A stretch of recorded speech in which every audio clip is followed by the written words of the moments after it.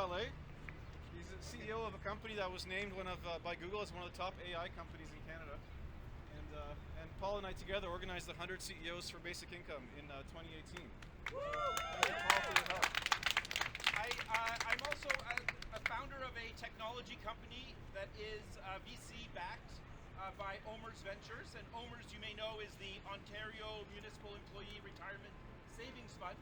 So unlike a lot of VC-backed companies where we make one person rich, we're hoping to make the retirees of the Ontario Municipal Employee Retirement Savings Fund rich. So that would be a great outcome if we can pull that off. I also am a senior fellow with a Canadian think tank called CG, the Centre for International Governance Innovation.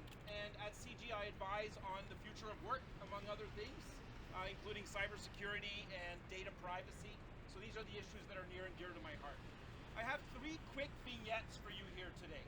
The first one is to talk and reinforce some of Monika's statements that I totally agree with, by the way. Well done, Monika. Can we have a round of applause for Monika? Yay! And I just want to make sure everybody is here and has very quick sound bites on how to explain the robots are here problem. Do you hear me better now? Check. Yes? Okay. So here's how to explain the robot problem. The reason you'd rather build a fence with a hammer than without a hammer is because it'll be easier and you'll get more fence built in any given day, right? You'd rather have a hammer and a level and an auger, and you'd rather adopt technology because it makes you more productive. The nature of technology is that it lets you do more with less resources. Now, that's the same reason why we bought our cell phones. It's the same reason why we fly in airplanes. It lets us do more with fewer resources. The nature of technology is also additive. Technology lets you do more and more with less and less resources. And as time marches on, and we already have evidence of this in our own lives, it lets you do more and more for less and less until eventually you can do everything with nothing. And the key example is Instagram versus Kodak. Kodak once employed 100,000 people to make film. We can now send that same message or that same picture to our families with Instagram for free. And so it's a great example of how technology has let us do more with less until we can do everything with nothing. Now, that technological progress applies to everything. So much like Monika said, and thank you again, Monika, I'm quoting you twice already, we get to choose our science fiction future. Do we want, and I think that society already agrees, 0 is not a functional number. We have food banks, we have homeless shelters, we have social assistance programs galore that demonstrate to everyone that there is a societal consensus that 0 doesn't work. And yet, we built 0 into our entire economy. If we continue with 0, our progression towards a Star Wars-like future economy that is riddled with strife and malaise and poverty on Tatooine versus unbelievable wealth and power concentrated in the hands of a few is inevitable.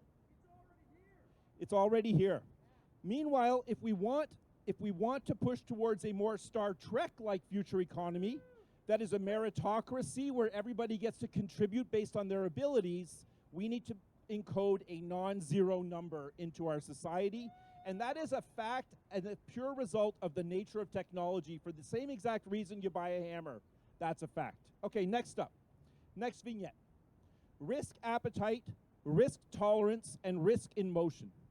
The way that the economy works requires us to take on risk. Whether you're sending an email to apply for a job, whether you're founding a company, whether you're making a novel piece of art, whether you're writing a book, whether you're even just thinking creatively about solving problems in science, those are all things that present an opportunity cost. And in order for you to afford that opportunity cost, you need to have the ability to take on risk. Who here's got a good idea? I'm sure we all have some good ideas. But who here has the risk tolerance to drop everything and go to work on your good idea right now? Almost none of us. The more risk appetite we can convert into risk in motion in our economy, the better outcomes for our economy can be. We have several examples of this across history.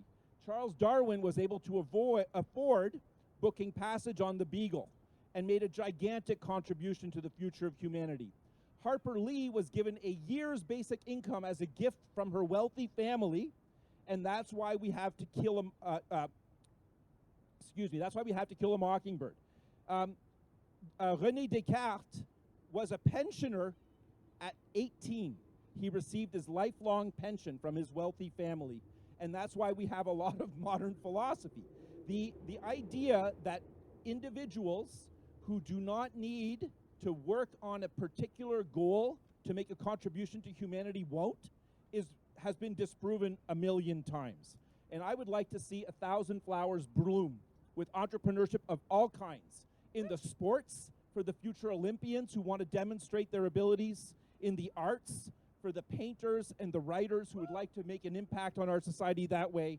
Social entrepreneurship, like the kind Floyd, my good friend, is undertaking right here, right now, and I'm very grateful for that. As well as, of course, commercial entrepreneurship. And I think that matters too, because in a techno-forward world, in winner-take-all economies, not every university student who tries to change the world does. But Mark Zuckerberg is only one example of a university student who did change the world, and I'd like some of those to be born in Canada and made in Canada. And then finally, third little vignette, our economy relies on a functioning social ladder. What's commonly been called the American dream is actually a dream for all of us.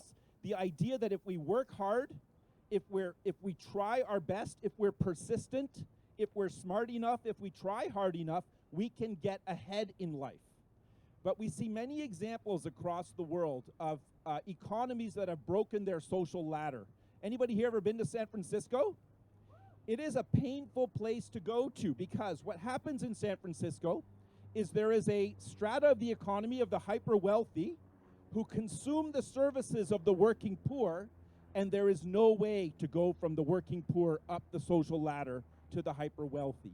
In order to fix our social ladder in Canada, right now, we've already seen this happen over the course of the last 20 years. In order to fix our social ladder, a very easy and quick and affordable way to transform our society and future-proof our society against the robots coming is to roll out a basic income. So those are my notes for you today. Thank you.